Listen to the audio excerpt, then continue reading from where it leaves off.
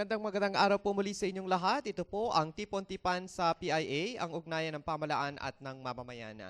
Isa pong mahalagang pag-uusapan ang hatid po namin sa inyo ngayong araw na to, kaya manood at makinig po sa ating palatuntunan. At syempre ito po ang inyong lingkod, Oliver Tamayo Bakay, sa ngalan ng ating Regional Director, Director Purita sa Montelica, sa inyo ang ating palatuntunan sa loob ng isang oras na talakayan. Isa pong, ang ating mga bisita po ngayon, ay lagi po nating nakakasama, lalong-lalo na nitong nagdaang buwan dahil sila po ang ating naging kapartner dito sa ating organ donor registration.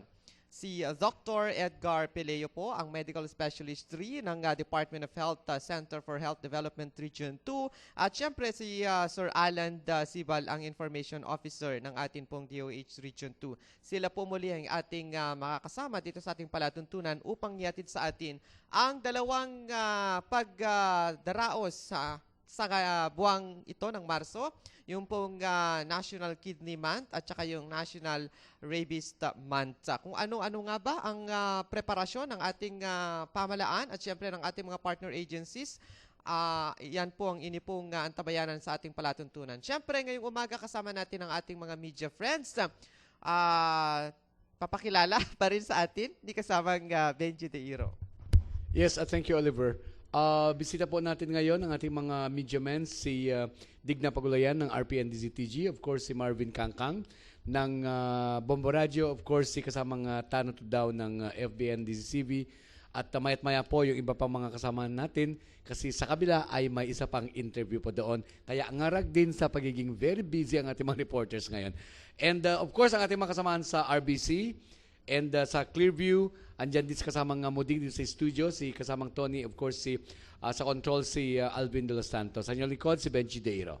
Thank you very much, kasamang Bench. At ngayong umaga, Doc, good morning po at maraming salamat muli dahil bumisita ulit kayo dito sa atin pong programa upang ihatid ang update sa atin pong iba't ibang aktibidad ng DOH. Good morning, Doc.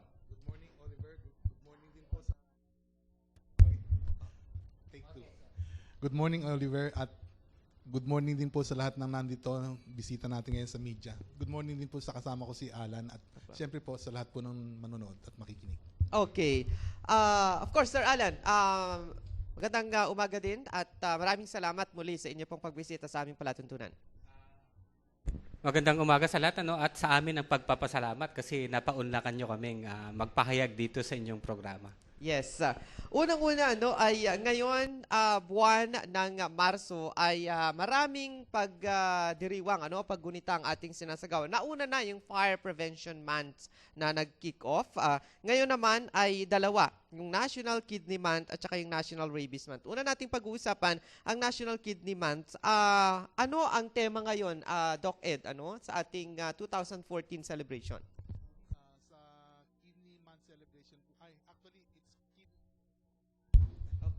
Okay, sa Kidney Day celebration, actually this will be on March 13.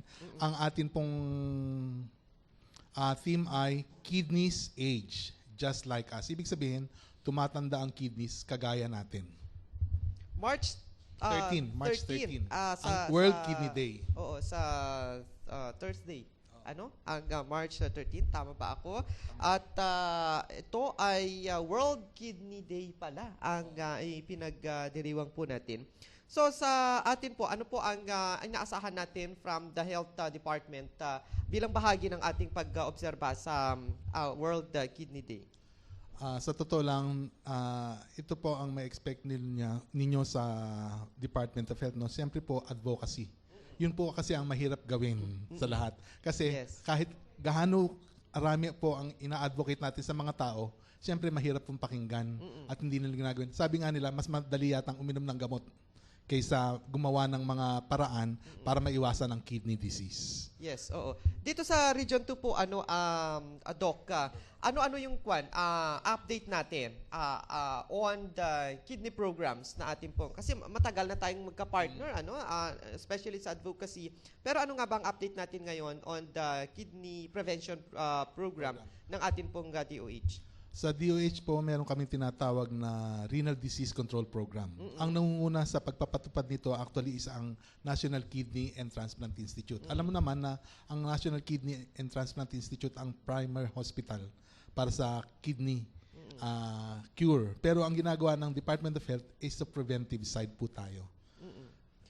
Okay. So, nitong mga nakaraang mga taon, Doc, meron ba tayong mga naitala na alam ko meron itong mga problema sa na nagkakasakit sa bato, yung iba nagda-dialysis at yung iba naman ay for transplantation sana.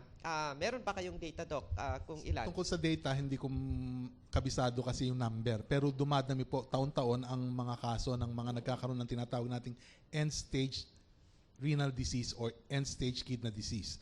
Pag sinabi po natin end-stage renal disease, ito po yung mga nagda-dialysis. Pero mind you, yung pong dialysis ay temporary lamang. Ang dapat po rin pong gamutan pagka meron ka ng end-stage renal disease ay yung tinatawag nating transplantation. Kaya nga pumasok dito yung Philippine Network for Organ Sharing last day of February. Yes. Para kayatin po ang mga nanonood at nakikinig na sana maging donor sila, hindi lang ng kidneys, kundi lahat po ng organ na pwedeng i-donate para meron tayong iwan na legacy sa mga susunod na henerasyon. Yes, okay. Lagi nga nating sinasabi noon sa advocacy natin, Doc, na doon sa sa klase ng mga pwedeng i-donate, yung kidneys, yun yung parang sa ngayon ay marami ang kailangan natin dahil more than 20,000. 20,000 ang nangangailangan ng kidneys alone. Yung for transplantation na po sana, Sa tingin ho din niyo, Doc, sa ating effort, ay sapat po yung pagkalap ng mga donor, kung would be, kasi hindi pa naman sila nagiging donor ngayon. Hindi pa sila nagiging donor. At saka yun pong pagbibigay po ng kidney ang isa sa mga pwede nating i-donate kasi habang tayo ay nabubuhay pa. Ang bawat tao kasi meron silang 2 kidneys. Kaya kung isa lang ang kidney ng bawat tao, compatible with life, yun, ibig sabihin pwede kang mabuhay, nag-iisa lang ang kidneys mo. Kaya ibig sabihin pwede mong i-donate sa ibang tao na nangangailangan ang isa mong kidneys. Habang tayo ay nabubuhay. Yun yung isa sa ating ipinapaliwanag na doon sa organ donor registration natin, na sa lahat ng mga pwedeng inilista natin doon, yung 8 na organs ay yung kidneys, yun yung pwedeng ma-donate habang tayo ay kahit tayo buhay pa lamang. Pero paano po papasa ang isang tao yung gustong mag-donate ng kidney nila para sila ay makapag-donate? Meron bang mga qualifications? Marami. Ang unang-una sa lahat, siyempre, ang sinasabi nila 18 years old and above dapat. No? Pagkatapos, ito po dapat physically healthy siya.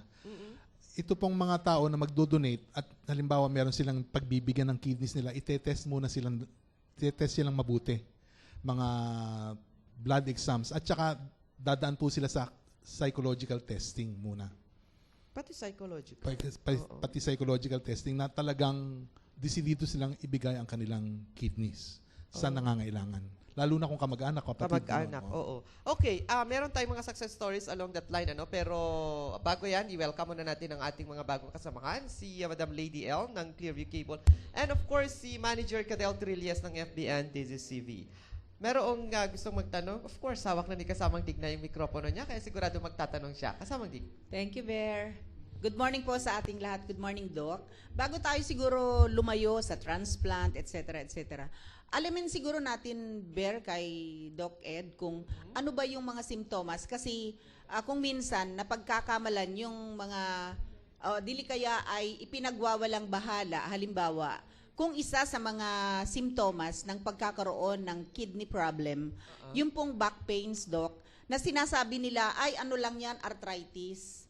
Tapos, meron na yung chance na nagnanab na yung kanilang paa, pero sinasabi pa rin na arthritis yun. So, ano ba yung mga simptomas at ano yung dapat gawin ng ating mga kababayan para hindi na lumala pa yung pagkakaroon ng problema sa kidney and at the same time, hindi na pupunta pa doon sa pagkakaroon ng dialysis or maybe ano ba yung isang ginagawa, Doc, para matunaw yung hindi agad sa transplant yan. Matunaw po yung bato na nandun po sa daluyan ng ihi. Mahaba yung Mahaba. At yung Mahaba ang una, sagot niya. ano, Anyway, ay, ang unang-unang sagutin natin muna, ano bang sintoma, sintomas oo. ng... Matatawa kayo siguro, baka hindi kayo maniwala, ang sintomas ng kidney disease actually wala. Wala kang mararamdaman yung mga tao na mayroong sakit. Kaya ang suggestion nga po, galing ito sa Renal Disease Control Program, na pinangungunahan pa rin ni Dr. Antonio Paraiso. Ang pinagagawa ko una, dapat magpa-urinalysis po tayo kung maaari, annually. Doon muna para malaman, napakasimple na examinasyon nun. So, Doc, mali urinalysis. yung sinasabi nila, kapag nahihirapan kang umihi, yun ay sintomas ng sakit sa bato. Hindi necessarily sakit sa bato yun. Pwedeng sakit yun sa daanan ng ihi. Kasi yung ating bato, mataas pa yun nandito sa likod natin yun Kaya kung minsan, na-equate natin yun sa sakit sa bato kung masakit ang ating likod. Pero hindi ho ganun yun. Hindi ho lagi. Hindi ho laging ganun. Yung iba po, pagka umihi sila, may dugo. Pwede rin sintomas yun ng may bato pala sa bato. Ganun yun. Pero usually, pagka yung mga masakit na pag-ihi, sinasabi natin na UTI yun.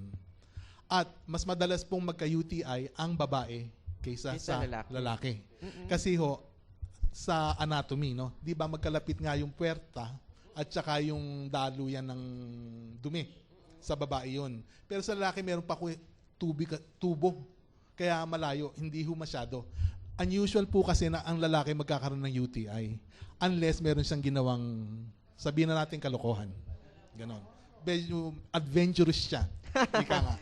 Kaya siguro. Na nag-cause, nung pananakit nung kanyang pag-ihi. Kaya, in general po, wala pong mararamdaman usually. Yan nga ang nakakatakot. Kaya ang sinasuggest, magpa-examine ng ihi taon-taon. Yung pong back pains, Doc, and numbness ng paa. Pwede yun, pwede. Pero hindi lagi. Pwede lang na-associate. Kaya ang usually pagka ganun, ang ginagawa una, pumunta sa doktor, sa urinalysis agad ang unang hihingin nila. Usually naman yung urinalysis kasi normal. Anong gagawin mo? Pag normal ang urinalysis, siyempre, i-treat mo. Hindi yung urinalysis result, kundi yung pasyente, yung nararamdaman ng pasyente. Ganun po yun. Okay. Si kasamang Dina, na sabay na rin, welcome din natin. May tanong din mamaya si kasamang TJ. Open yung... Hello. Ayan. Hi po, Doc. Good morning. With regards po dun sa kulay ng ihi, madadetermine ba natin dun sa kulay kung itong taong ito ay merong problema sa kidney? Pwede rin. Pero yung kulay Mostly, kasi... ano po dapat ang kulay ng normal? Ang normal na ihi dapat medyo madilaw-dilaw. Okay. Anong konti. Pagka nagberde na yung kulay ng ihi mo, baka may problema ka ng iba. O kaya kung minsan mapula. Dahil pala sa dugo yun. Ganon. May dugo pala ng ihi. Ganon. Pero ang normal na kulay ng ihi, usually mga yellow. Clear siya. Clear. Yellowish ng konti. Pwedeng clear yellow. Depende sa tinatawag nating concentration ng urine kasi. Yung mga diabetics usually mga madilaw ang ihi nila kasi concentrated yun. At saka mapansin mo yung mga ihi ng mga diabetics, kuminsan sinusundan ng langgam yun. Kasi nga matamis. Matamis. At bukod doon, pwede ko mabanggitin na yung mga dahilan ng mga bakit nagkakaroon ng end-stage renal disease sa Pilipinas, lalong-lalo na sa Region 2 all over the Philippines po pare-pareho. Ang nangunguna pong dahilan kung bakit nagpapadialysis po yung mga tao ang unang dahilan ay diabetes mellitus. Yun ang number 1. Sumusunod po doon ang hypertension. Ang pangatlo po yung tinatawag natin na glomerulonephritis at yung pang-apat ay yung kidney stones na tinatawag natin. What about dun sa mabulang ihi, Doc? Baka may dugo kasi yun. O kaya, depende yun. Baka uminom lang siya ng gamot na nakakapagpapula ng ihi. Kung tatanungin mo kung anong gamot yung nakakapagpapula ng ihi, mukhang nakalimutan ko na kung anong gamot siya. Pero merong gamot na ganon. Nagpapapula ng ihi. And last, Sige, kasamang Doc, Gina. ato po, kasi nabanggit niyo po kanina dun sa may UTI. Ang UTI pwede pong magamot by taking medicines lang po. But then, pwede bang mabahala na yung tao kung panay-panay ang UTI niya?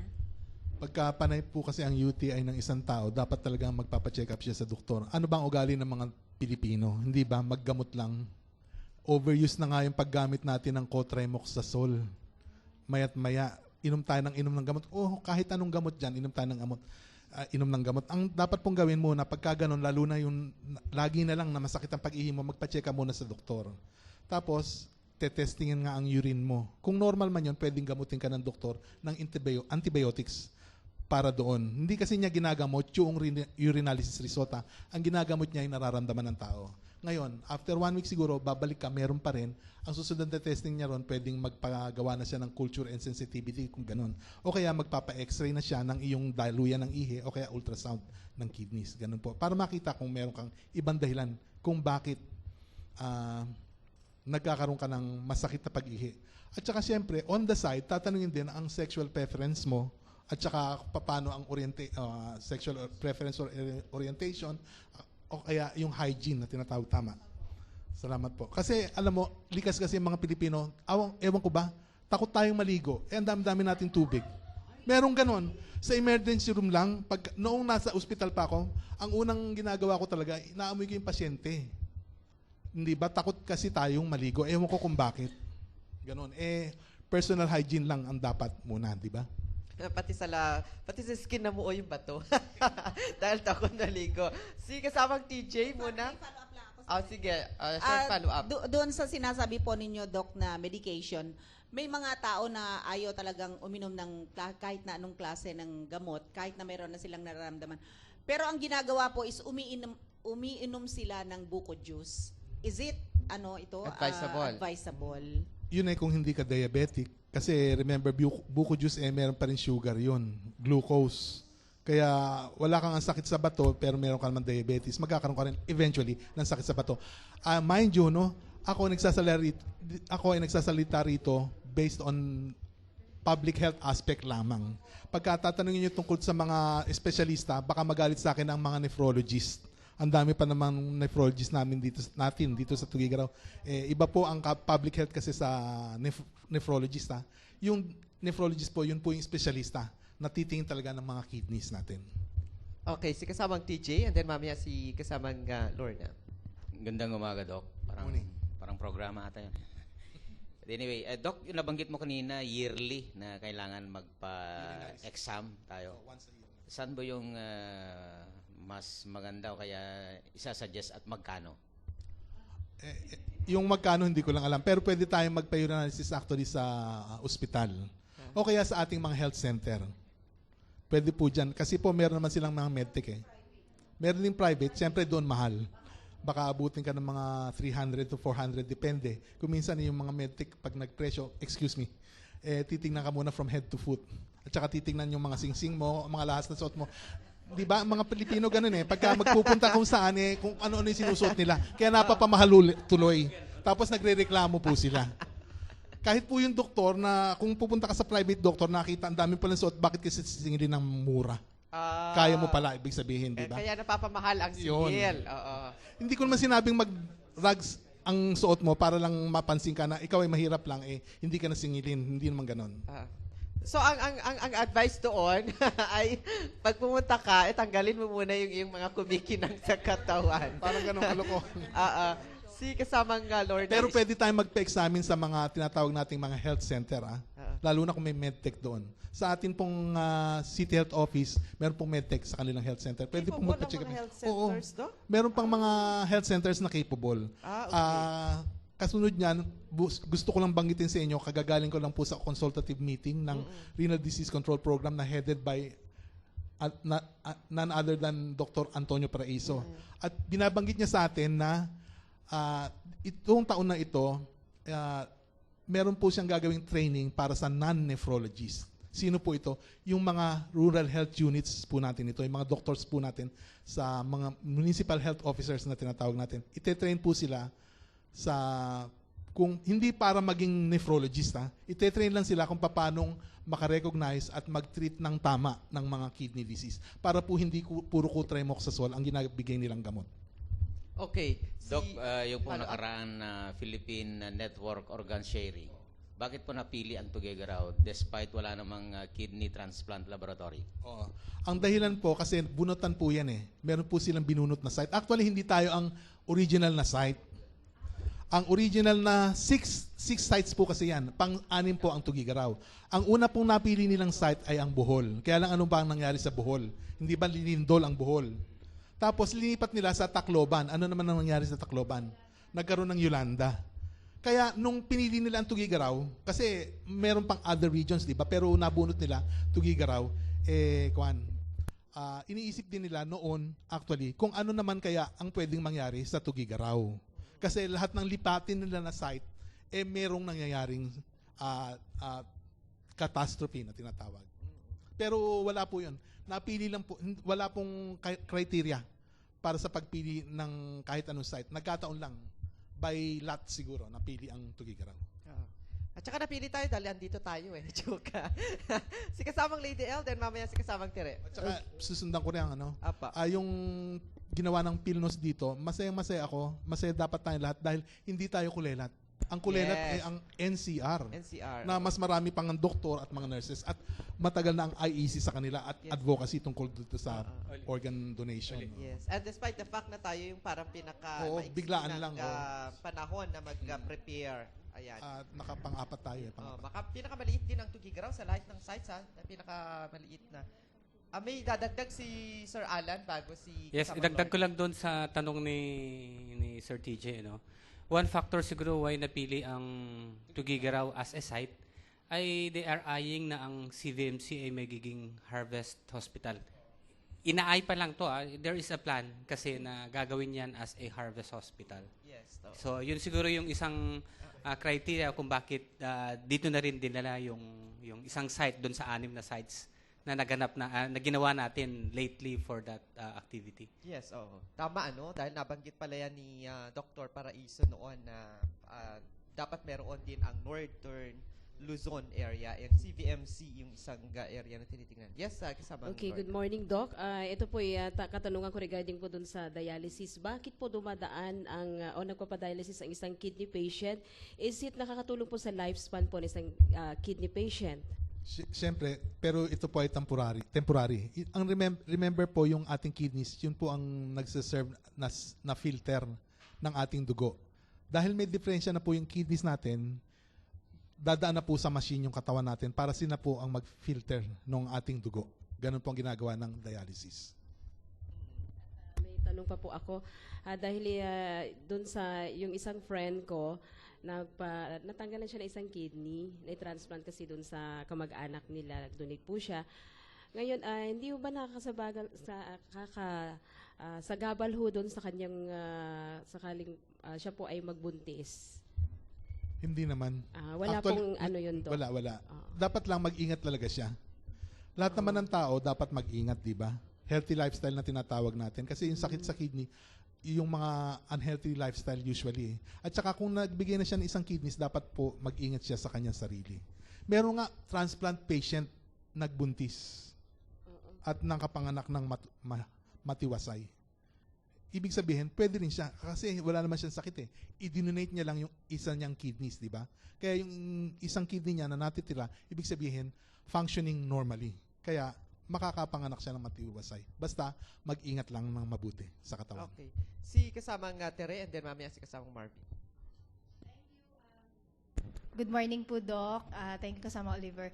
Yung mga tao po kasi ngayon parang bumabalik po sa basic dahil ang dami na po ini-introduce sa market, yung po mga organic, herbal, mga ganyan. Sa ngayon, parang ito po, marami ho sa ating mga kababayan talagang lokong-loko sa pag-take na ho ng mga herbal meds, no?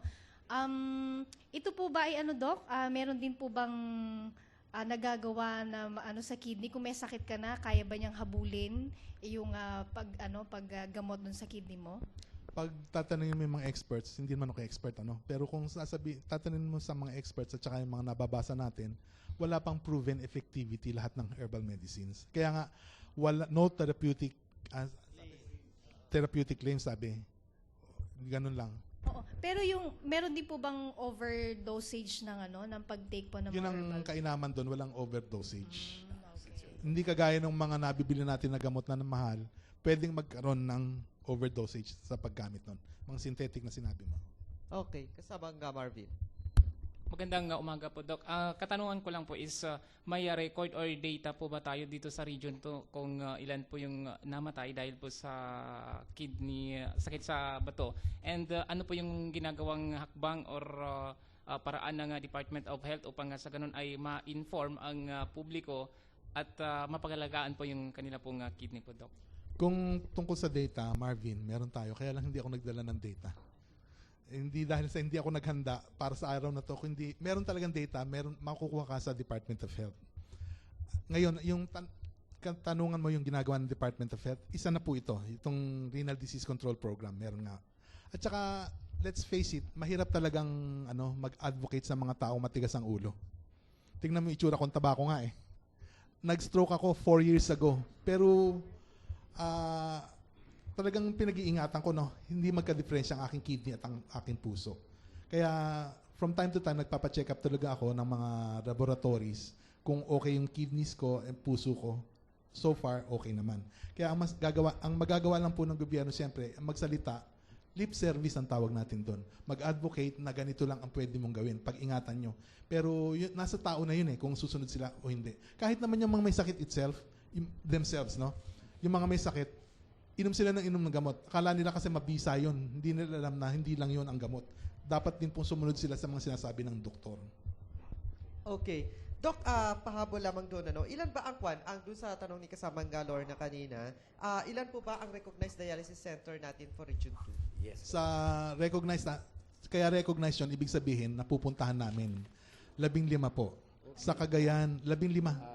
At actually, nag-mushroom nga yun. Dati, 5 lang yan eh. Ngayon, naging 15 na. Oo. Pero meron pa rin yung mga hindi sinasabi sa amin na meron silang dialysis center. Kaya sinasabi ko po sa mga nakikinig at meron silang dialysis center, kung pwede po, sabihin nyo sa Department of Health na meron kayong dialysis center para mapuntahan namin. Kasi po, hindi po marirenew ang license ninyo kung hindi namin napupuntahan ang inyong ospital. Ilan po dito ang nasa private at ilan naman ang nasa government natin? Dito sa Cagayan muna, ang nasa government dito, isa lang CVMC lang. Tapos ang private, St. Paul, yung B. Brown Avitum na kapitbahay ng St. Paul. Tapos sa Ilagan, merong isa lang, yung pong Faustino D. Memorial Hospital. Private po yun? Government yun. Government. Ang private hospitals yung tinatawag natin na Isabela Doctors Medical Center, tapos yung Kalalang General Hospital, tapos meron din dong De Vera Medical Center. Yun po mga private. Tapos sa Quirino Isabela meron po isa. Yun pong sa Quirino Quirino Provincial Hospital. Government owned po yun. Nakalimutan ko isa pa pala sa Santiago, yung tinatawag nating Southern Isabela General Hospital. Meron din sila. Tapos sa Vizcaya, meron din tayong tinatawag, yung Nueva Vizcaya Provincial Hospital.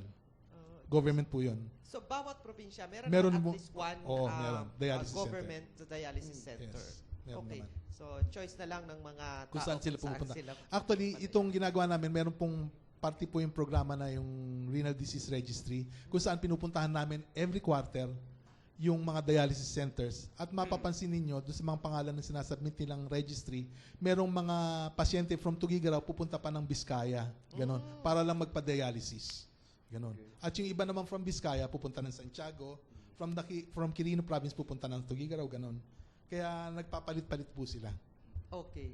Si kasamang Cadel, manager? Good morning po, Doc. Yung sinasabi nilang pagkain ng maalat, ito po ba yung nagbibigay din ng sakit sa bato? Actually, isa yan sa mga dahilan kung bakit nagkakaroon ng sakit sa bato. Ang unang gagawin kasi ng maalat na pagkain sa katawan, siyempre, unang-una sa lahat, matataas ang blood pressure natin. Pag lagi pong mataas ang ating blood pressure, nasisira po yung kidneys natin dahil mag-overwork po siya. Bukod po sa nag-overwork din po ang ating puso. Kaya mamimili na lang po yung maalat na kinain natin kung anong titirahin niyang unang, yung kidneys ba, yung heart ba. Ganon. Pero ang net effect po, masisira siyempre ang kidneys. At hindi lang yung kidneys, iba pa pong organ sa ating katawan ang pwede sirain ng maalat na pagkain. Actually, sa Region 2, mataas po sa ating mortality and morbidity ang datos tungkol sa tinatawag nating yung sakit sa puso, mataas po sa Region 2. Pati po yung sakit sa kidneys, tumataas na rin po sa Region 2. Kaya ito po ay ina-associate nila sa pagkain ng maalat. Di ba, mahilig tayo sa maalat dito sa parteng ito, norte. Kaya yun po ang nagiging dahilan. Ayun kasi yung masasarap, Dok. Oo nga. Pero Pinagoong mind you, pangalawa lang po ang hypertension na magiging cause din po ng pagkain ng maalat. Pero ang number 1 po kasi na sakit na nagkokos ng renal disease sa ating region ay ang diabetes. Isa pa po ay gusto nating maituwid kung merong medical findings. Kasi minsan ang nire-recommenda nila sa mga baryo-baryo yung pag-inom ng nilagang banaba pagka medyo may problema sa pag-ihi. I don't know kung meron pong medical findings po ito.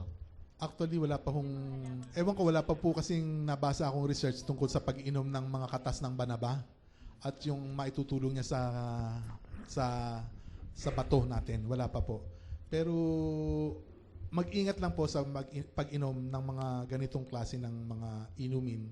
Kasi kagaya po ng mga herbal medicine. Excuse me, hindi po ako kontra sa herbal medicine. Ang sinasabi ko lang po, mag-ingat kayo. Kasi yun nga ang sinasabi nila, no therapeutic claims. Ganun din po sa pag-inom ng banaba at saka ng buko juice. No approved therapeutic claims. Yung pong sambong, Doc. Yun po, research na po yan. Talaga po nakakatulong yan. Diuretic actually ang epekto ng sambong. Wala pong overdose. Wala pa naman sa ngayon na nababalitaan. Siguro meron pero hindi po kasi nare-record yung overdose. Kasama, Bench. Yeah, let's go back to your earlier statement, Doc, na parang wala pang epekto o wala pang no therapeutic claims nga ang karamihan sa mga tinetake na medicines. The fact na, of course, worldwide, Asia started with herbal medicines, and most of our experts now, especially in Europe and the United States, they are really going to this. Of course, so many researchers now.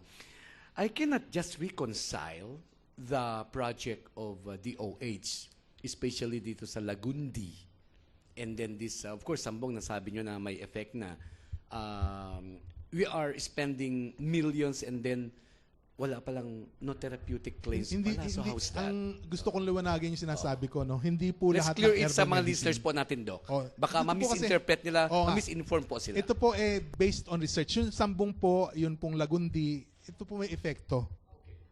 May epekto na po talaga. Pero yung iba pong herbal medicines, wala pa po tayong kasiguraduhan. Meron mang research, pero hindi pa po kasi approved by the medical community. Ganon. At saka ang isa din dyan kasi is because we are following pa rin yung mga old age style, na parang dahil doon sa nag-effect sa noong mga unang panahon, meron pa rin mga communities kasi na, ito, inumin mo to.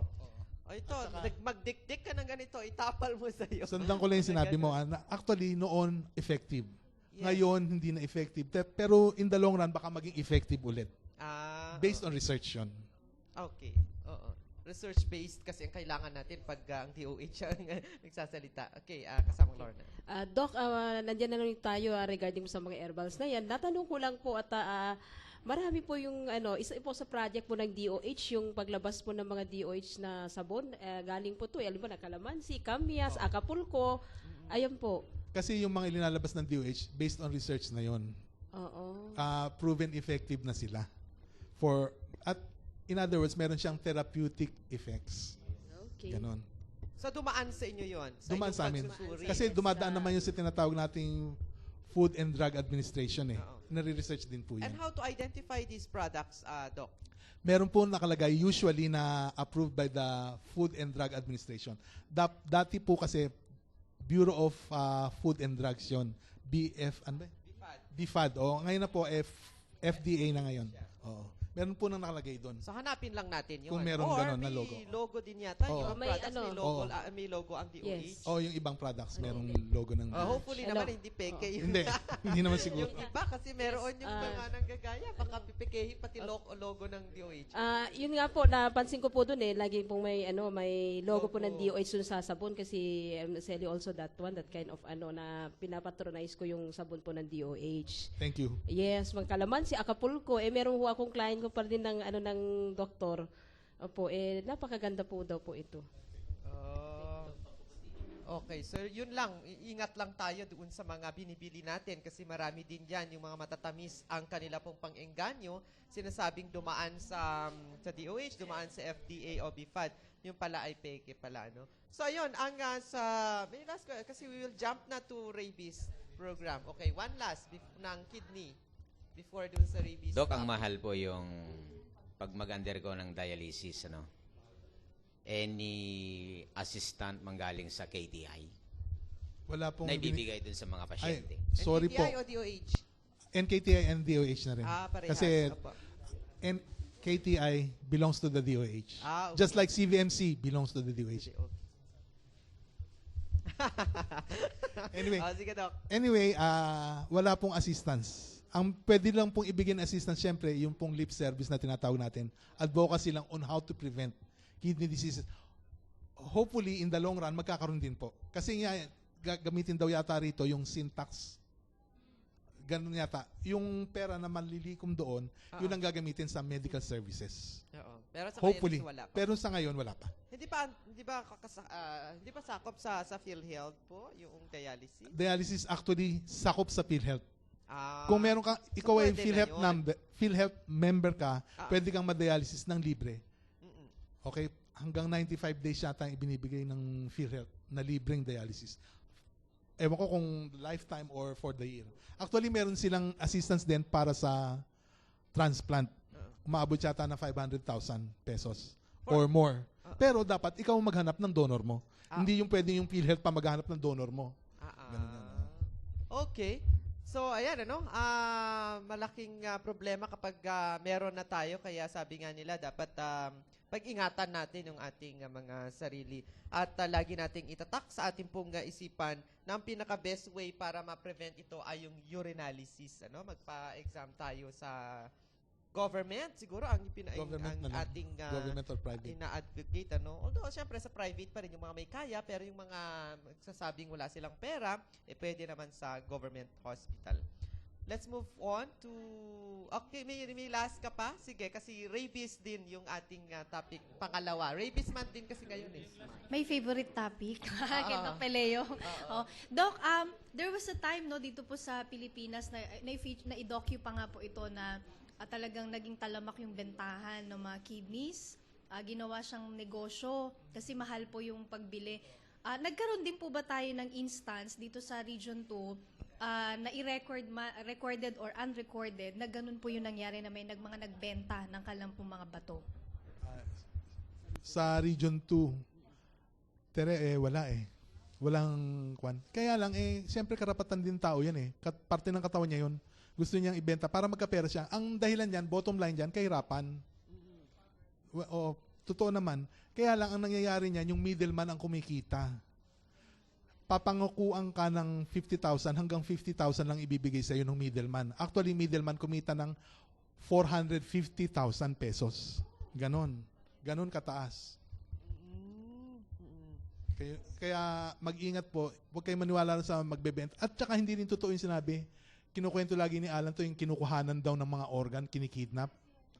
Siguro si Alan ang pwede magsabi nun. Ayan. Para bumabalik lang tayo dun sa orientation natin. Kasi Sige. palagi niyang ito sinasabi. Una doon sa tanong ni kasamang Tere, na meron bang nangyari dito sa Tugigaraw? Well, let me share you this, with one of our pag-iikot with Oliver doon sa LTFRB doon sa Drivers Academy, nabanggit ng isang van driver na inaya siya. May nag-aya siya sa kanya kung gusto niyang ibenta yung isang kidney niya. So, yung networking ng mga ganyan, umabot na rin siguro to far-flung areas. Ang sabi niya is hindi niya tinanggap. Hindi niya tinanggap yung offer sa kanya na ibenta yung isang kidney niya. So, ibig sabihin, hindi lang siya nandun sa Metro Manila, hindi lang siya sa Mindanao, umaabot na rin palabas ng Metro Manila. So, yes, oo. Pangalawa, yung naging haka-haka nga ng karamihan, kasi yung last quarter natin, napapabalita sa ating mga pahayagan na may nakitang bangkay na nawakwak ang katawan, kinuha yung organ niya na kidney or heart or whatever. Sa datos po ng PNP at sa pagkikipag-collaborate ng Kagawaran ng Kalusugan sa kanila, wala pong recorded na gano'n na pangyayari. So, isipin na lang natin, lagi ko tong pinapaliwanag nung kami ay nag-iikot. Isipin nyo na lang kung gaano ka-sensitive ang kuhanan ng isang organ, So lahat dapat ng palibot mo ay antibacterial. Just try to imagine, operahan ka lang sa kamay. Ipapasok ka sa OR. Yung operating room talaga makikita mong sanitize. So sino naman ang gustong maging recipient pag kinuha mo yung isang organ sa isang van? How would you sanitize a van? Bawal lang ang mag-opera sa loob ng ambulansya. How much more to a van? Hindi po ba? Walang nag-o-opera sa ER Papasok ka pa rin sa OR, sa operating room. Dahil sanitize po doon. Dahil once na binuksan anumang parte ng katawan mo, dapat ang paligid mo ay hindi pwedeng mag-contaminate doon sa katawan ng tao.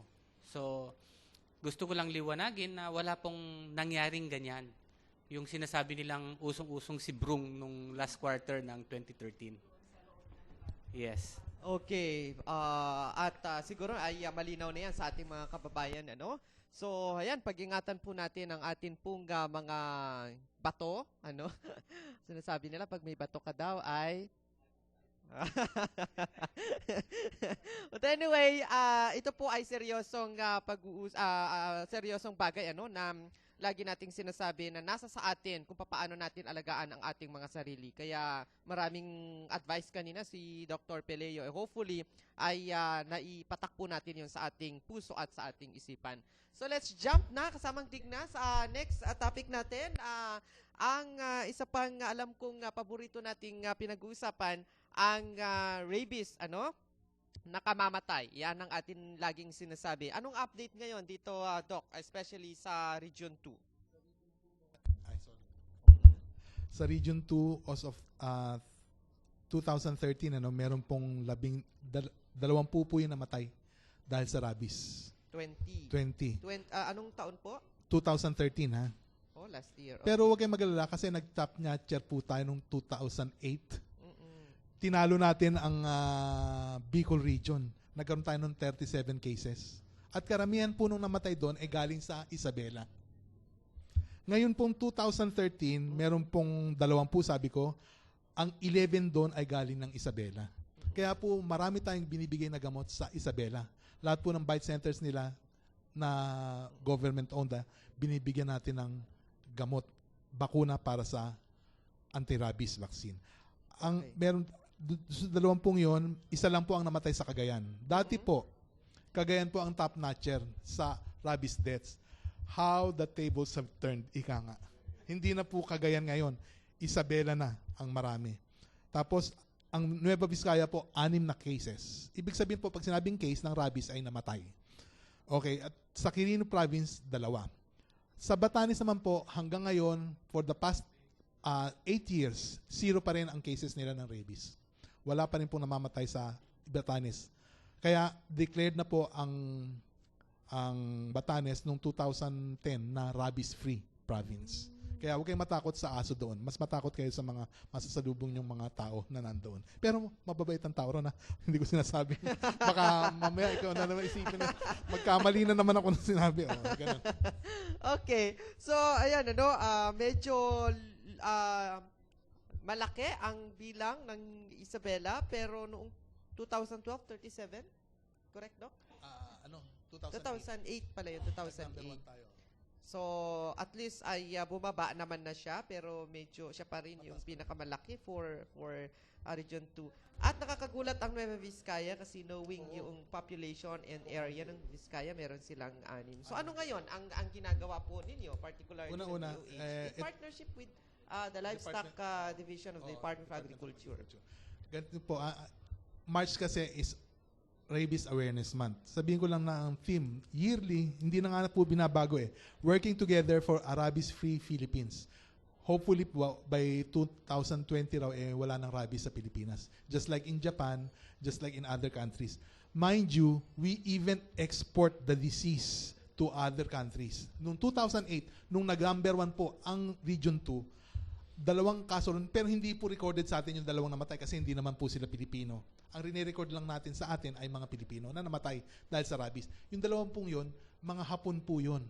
Saan po sa Region 2 sila nakagat? Sa Kawayan City po. Nagpunta pala sila rito para makagat lang na aso at mamatay din sa kanilang bansa. Parang 2 po yun, oo. Noon po yung panahon na nag-number 1 tayo, talagang all efforts po ng Department of Agriculture and Department of Health ginawa po para bumaba po yung kaso ng rabies. At ang nangyari naman, the year after that, 2009, naging 15 lang. Marami pa rin. Meron pa rin Kaya lang, bumaba at least. At ang ating pong theme this year na sinasabi ko ay working together for a rabies-free Philippines. Hopefully. So ano po, Doc, ang mga ginagawa natin maipayo sa ating pong mga kababayan para at least ay makaiwas dito sa ating pong aso na may rabies? Ang unang-una po, dapat tayo pong lahat maging responsible pet owner po tayo. Paano po ang maging responsible pet owner? Ito po yung ayaw gawin ng mga tao. Kasi Pilipino matigas talaga ang ulo natin. Sasabihin nila, aso lang yan hayaan mo lang siya. Diba? Sa amin lang po, sa amin pong lugar, hindi na ako sa Tuguegarao, taga-Igig na ako ngayon. Anyway, sa lugar po lang namin, ang dami po nagkalat na aso ron. Pero yung mga aso ko, siyempre, nakakulong. At saka yung mga aso ko, bakunado. Yung sinasabi ko na, ikulong ang aso, kaya lagyan ng leash, lagyan ng kadena. Tapos pangalawa, ipabakuna ang aso. Bigyan ng tamang pagkain. Huwag niyong bigyan ng panis, hindi sila mga baboy. Yung mga panis na pagkain para sa baboy po yun. Ang totoo niyan, ang pagkain ng aso namin, kung ano yung kinakain namin, ganun din po ang kinakain nila. Ang totoo niyan, yung isang aso ko po na pinakamalaki, actually mas malakas po pong kumain ng gulay kaysa sa akin. Lalo na po yung pakbet. Magugulat po kayo, susubuan mo ng pakbet. Gustong-gusto niya. Meron bang taong ganun? Pilipino, siyempre mga bata ayaw ng mga pakbet, lalo na, oo. Pero pag binigyan mo ng karne, gusto rin ng karne. Okay. Bukod doon, ano pa po, dapat pabakunahan, binention ka na ba yung pabakunahan ng aso? Dapat nga taon-taon papabakunahan sila. Sa Tuguegarao po, masipag po, mention ko na yung pangalan niya, nung ating city veterinarian, Dr. Pastor Tumaliwan. Talaga pong nag-iikot siya, bawat naging standing siya, bawat barangay, 1 linggo sa bawat barangay, para lang po mag-injection ng aso. Pinention pa niya sa akin minsan, nag-ikot daw siya nung nakatira pa ako sa Tuguegarao.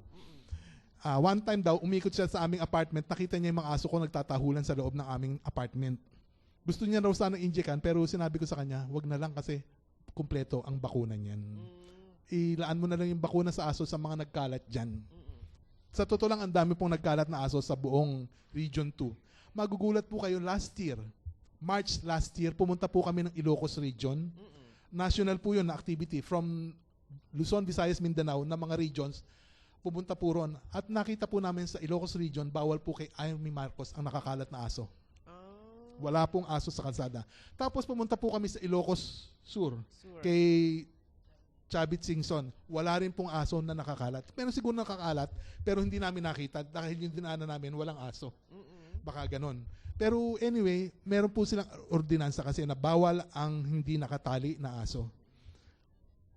Do you recommend that to our legislators, Doc? Na Dapat magpasa sila ng ordinance. Dapat din. Kasi nasa sa kanila lang naman po yan Lalong-lalo na po sa barangay level. Kasi usually, nasa barangay level po yung mga nakakagat. Yun po nandoon yung mga aso na nakawala.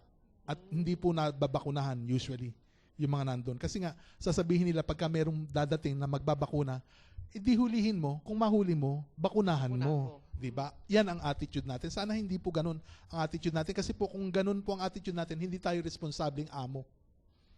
Ganun po. Okay. Sino? Si kasamang Dignas. Yes, thank you, Ver. Nabanggit nga po ni Doc na maraming asong gala dito po sa ating lungsod. Now,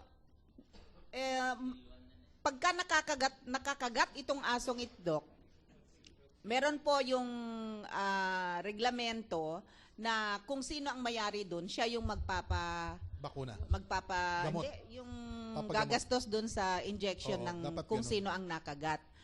Doon sa iba, pilosopo. Ayaw po nila. Bahala kayo kasi kayo, naglalakad kayo dyan. Oo nga. Kaya kayo nakagat. Di ba ganon ang ano? Ngayon, may mga noon ang DOH, Doc, na pag may mga ganyang nakakagat, doon dinadala sa Department of Health. Dati. Tuloy, opo. kaya nga po, ang tanong po natin, Doc, kung meron pa rin ba yon na available ang vaccine sa Department of Health? Ang vaccine po ay available. Vaccine para sa tao ay available sa Department of Health. Pero binibigay po namin to sa mga bite centers natin. Sa Cagayan, meron po tayong bite center sa likod po ng Kapitolyo mismo. Yun po ang PHO Bite Center. Sa Cagayan muna ang babanggitin ko. Tapos po, meron din po silang bite center sa Tuwao East.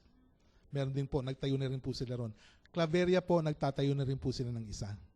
Tapos, soon to open. Soon to open kasi po, nagpunta ako one time, nung nag-iikot tayo sa Philnos, hindi pa nag-o-open sa Gataran, sa hospital ng Gataran.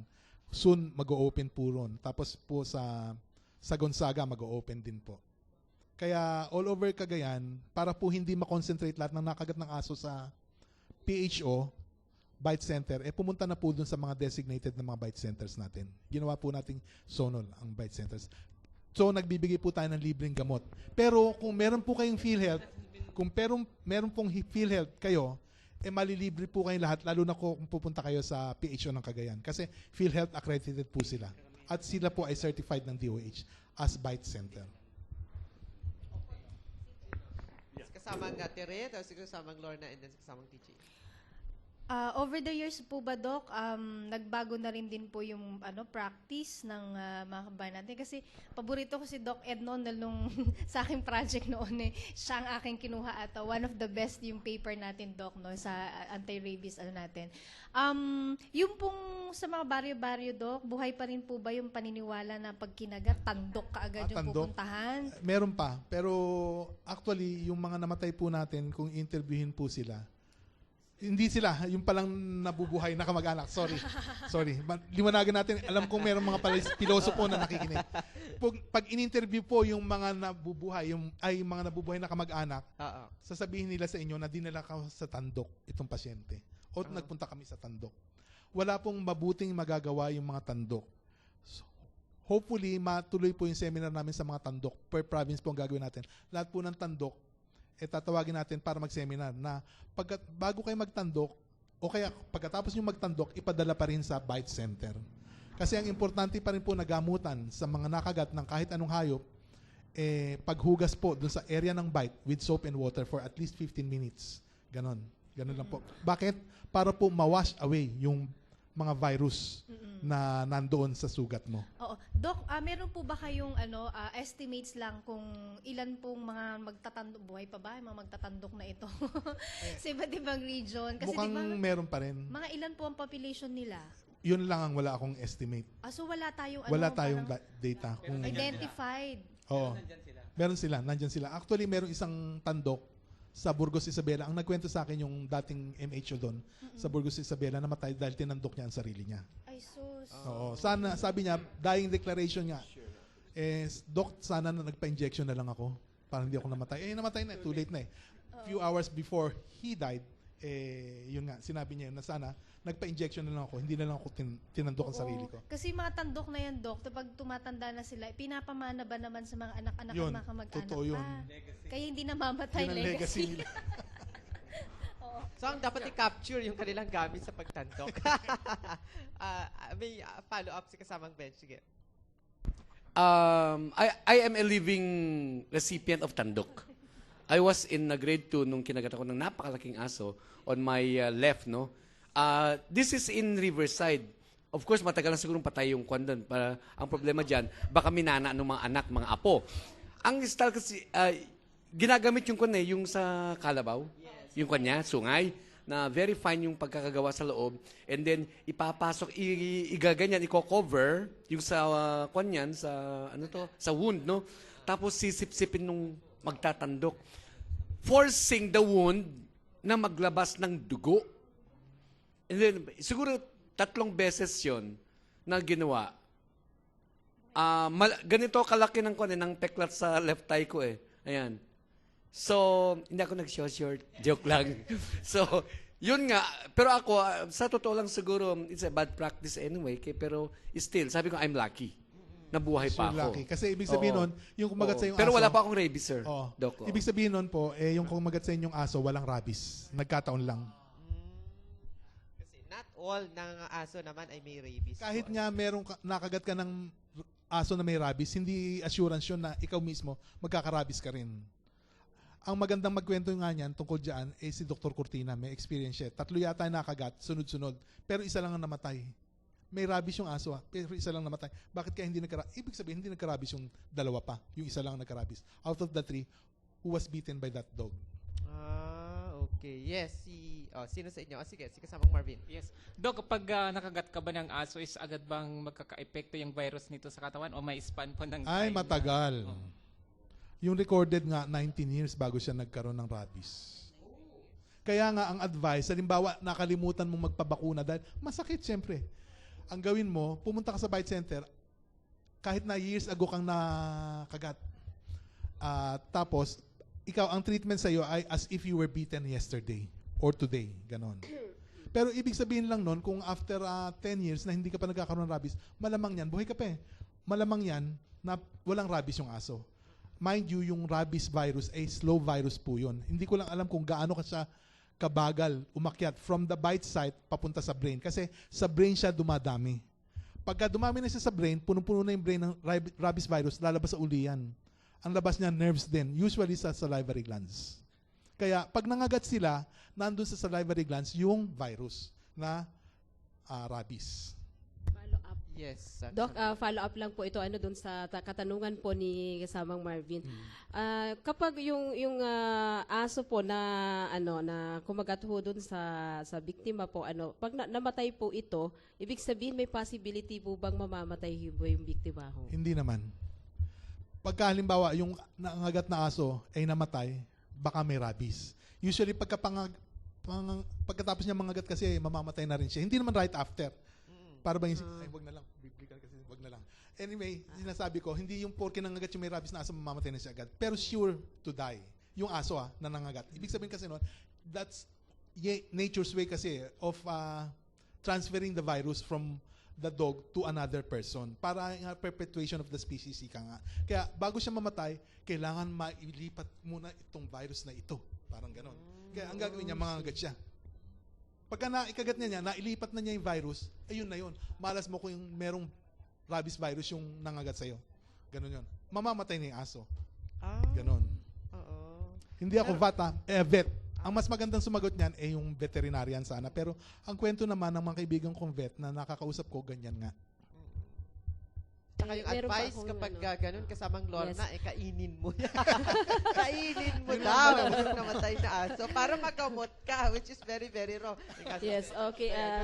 Kasama Oliver, meron pa pahabol lang itong kasi yung traditionally, nung papanahonan siyempre, nasabi yung tanto ko kanina, meron kasi tayong tinatawag na yung kapag imbes na itatakbo mo yung pasyente minsan sa hospital, sa clinic, yung, ang tawag na doon, yung natin, i-medicate muna natin for that na, yung first aid, yes, the word first aid, na uso po kasi nung kapanahon na yan, na maalala ko po yung aking lola, nung ako'y bata-bata pa, nakagat din ako ng aso, biktima ko po niyan.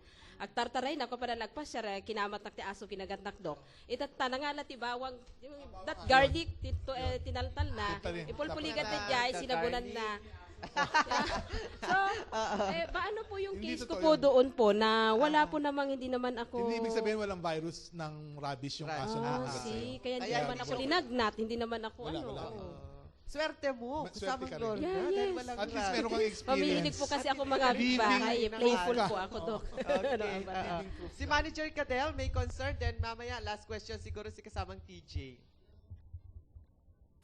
Yung nababanggit nyo na figure, Doc, wala dyan yung nakagat ng pusa or some other animals. Dahil meron akong nabasa, certain 0.2% lang yata doon sa nationwide figure, nakagat ng pusa, saka goat yata yung binabanggit na iba. Ang totoo niyan, itong figure na banggit ko, lahat po sila, meron kasi kaming statistics na kinukuha, taka may sinasubmit sa amin na papel, sinasabi roon kung ano ang nangagat sa kanila. Ito po lahat nakagat po ng aso. Wala pong pusa. Pero totoo po yun, actually 0.1% of those that died were bitten by other animals. Ibig sabihin other than dogs. Ang usually po, pusa. Yun. Pwede rin po ang baboy, pwede rin po ang goat, pwede rin po ang cattle. Lalo-lalo na po yung mga monkeys. Wala naman kasing muskrat dito, di ba? At saka yung mga skunk, wala naman tayong ganon. Kaya yun lang po ang mga nagdadala ng rabies virus dito. Iba naman po yung nakagat ng ahas. Iba naman po yun. Hindi po yun binibigyan ng anti-rabies virus. Anti-rabies vaccine. Ay bibigay po nun anti-venom ang tatawag natin doon. Meron din po tayo kung kadalasan po wala. Mind you, tumataas na rin po ang bite ng snake dito. Ahas, Oo. Marami pumupunta. Desperate po sila. Kasi po, pumupunta sila sa amin, wala naman kaming maibigay. Mas desperate kami. Dahil wala kaming maibigay. Ang gamot po, makukuha lang sa RITM. Ganon. Meron po kami minsan stock, pero kadalasan nauubos po yun. So pagka nakagat ng ahas, wala na. Lalo na kung poisonous. Anong gagawin, advice, Doc? Pagka nakagat Actually, ang i-advise lang natin, pumunta lang sa ospital, parang Mona Lisa po yun. They just lie there and die there. Ganun po talaga. Wala tayong magawa eh. At saka bawat species and die. parang musika lang, ano? Pero yun ang katotohanan. Masakit katotohanan na po yun. katotohanan sa parte natin. At saka hindi po lahat ng venom meron tayo. Yung Philippine Cobra lang po yung anti-venom na meron tayo sa RITM. Okay. Kasi yun po meron dito. Oo. Before the last question of kasamang TJ, ipabuntot ko lang, yung pusa po ba, gano'ng kalaki or kabilis din po yung kanya pong rabies kapag na-transfer? Kapareho rin ng tao yan. Ay, ng aso. Okay. Actually, kung ikaw may rabid ka na tao, pag nangagat ka, pwede ka rin mamatay ng rabies. At yung makakagat mo, mamamatay din ng rabies. Kailangan din magpabakuna ka, do? Oo, siyempre. Magpapabakuna ka rin. Even na in-advise sa'yo na mag-take ng medicine? Hindi. I-advise lang na mag-take ka ng medicine kung potential yung bite mo na maging unclean bite, yung tinatawag natin unsterile bite. Yung pwedeng magkaroon ng tetanus kasi. Kaya yung iba, binibigyan pa ng anti-tetanus. Bukod sa vaccine, tapos antibiotics pa. Lalo na yung mga cat bites. Okay.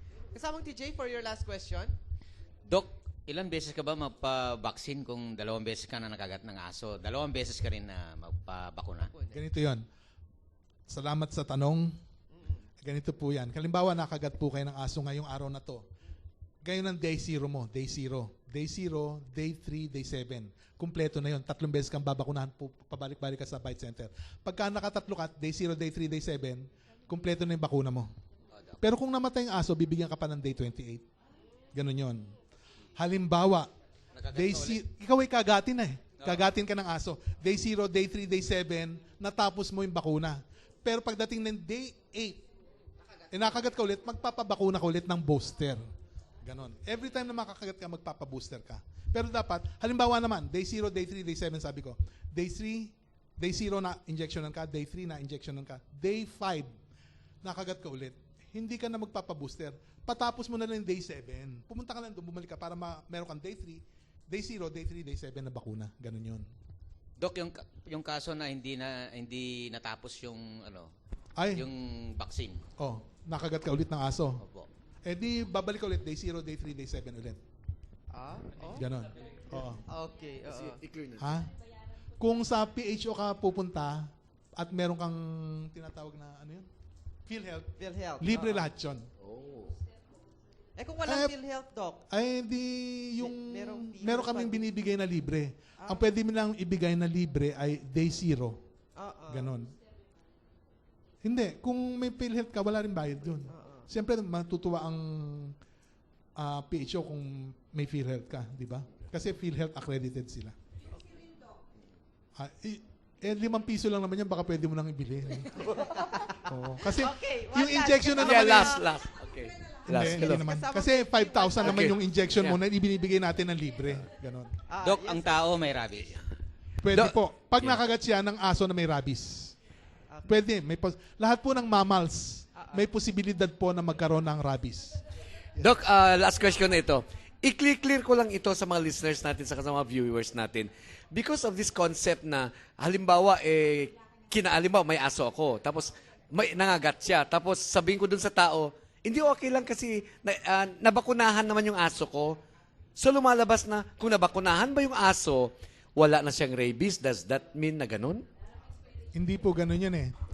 Ganin po yun. Pag nakagat po kayo ng aso na bakunado, sa Pilipinas po, Pilipinas lang, kasi mataas po ang incidence natin ng rabies, dapat magpapabakuna ka pa rin. Ganon. Okay? Nakagat ka man ng... Pero ideally, kung alam mo ang vaccination status ng nakakagat sa yung aso, pwede sigurong maiwasan. Soap and water lang. Pero for our safety, ang ina-advocate namin, pagka nakagat ka ng aso, magpapabakuna ka dapat. Okay, Doc. As a pet owner, okay, ilang months po bago po pabakuna ulit yung aso? After 3 months po ba? O? Mas magandang sumagot niyan sana veterinarian. Pero yung experience ko na lang sa aking aso. Yes, at 3 months kasi binigyan na siya ng bakuna. Tapos at 1 year later after that. Tapos yearly na after that. Yun kung bakunado yung mother niya. Kasi sigurado ako na bakunado yung mother niya. Kasi meron pa yung record. Hindi, yung isa, vaccination record. Meron yan yung mga aso namin. May vaccination record yan. Kaya sigurado ako sa bakuna niya. Pero, yun pa man, kahit bakunado yung aso ko, kinagat yung isang pamangkin ni Mrs., alam mo ba? Yes, na pinabakunahan pa rin namin yung pamangkin ni Mrs., yung nakagat. Ang totoo nga niya, nag-allergy pa siya doon sa binibigay nating gamot. Kaya bibili tayo ng ibang gamot para sa mga allergy. Kasi may allergy nga siya. Umabot si Mrs. ng mga 15,000 para sa gamot na yun. Buti na lang yung bakuna libre na kasi galing sa atin. Pero yung immunoglobulin na tinatawag, bumili talaga si Mrs. Kasi pamangkin niya yun Tsaka sa mukha siya nakagat The nearer is the bite site to the brain, syempre mas delikado. Kasi mas mabilis yun na makapunta sa brain. Transportation. Kaya agad po dapat pag ganun, matravel. Okay, so napakarami na naman nating nalaman, Ilang taon na natin pinag-uusapan ang rabies prevention, pero hanggang ngayon marami pa rin tayong dapat ipaalam sa ating pong mga kababayan. Sana sa dalawang paksa na atin pong pinag-usapan ay inuulit po natin. Lagi po natin yon ipatak sa atin pong isipan dahil ang sinasabi nga po ni Dr. Ed tsaka ni Sir Alan ay nasa sa atin po kung paano natin protektahan ang ating sarili para makaiwas sa ganitong mga sakit. One last siguro, Sir Alan, any information? Yes, March is also the Women's Celebration Month. Oo. So magkakaroon po ng activity ang ating city government headed by Honorable Perla Tumaliwan sa March 21 pumunta po tayo mga kababayan pumunta po sa city government para makisama sa mga activities ng gagawin ng ating mga kababaihan ang kwan nga nila ngayon ang tema nila ay Juana, ang katatagan mo ay katatagan natin sa pagbangon at pagsulong. So, I invite lahat ng ating mga kababaihan dito sa City of Tuguegarao to join this activity para sa inyo po ito. Sa atin naman siguro, pati na rin yung mga kalalakihan. Of course, nandun tayo, lagi para nakasuporta naman sa kanila. Mga kalalakihan. Di ba? So, makipagsabayan din ang mga kalalakihan. So, thank you very much. Again, Doc, any message sa atin po mga tagapanood at tagapakinig? Siyempre, ang message ko lang, pagka po kayo nakagat ng aso, maghugat lang kayo ng sugat with soap and water tapos dalhin niya po sa malapit na bite center. Okay. At Yes. ipabakunang mga aso. Practicein niyo po ang responsible pet ownership. Okay. Salamat po. So again, thank you very much, Dr. Edgar Pileo, Medical Specialist 3 ng DOH sa CHD2, and of course, Sir Alan Sibal, ang Information Officer ng ating pong Department of Health. Sa ngalan po ng ating mga media practitioners na nakasama ngayong araw na ito, at syempre sa ngalan ng ating Regional Director, Director Purita sa Montelicas, ito po muli ang inyong lingkod, Oliver Temayo Bakay. Maraming salamat. Magandang araw po sa inyong lahat.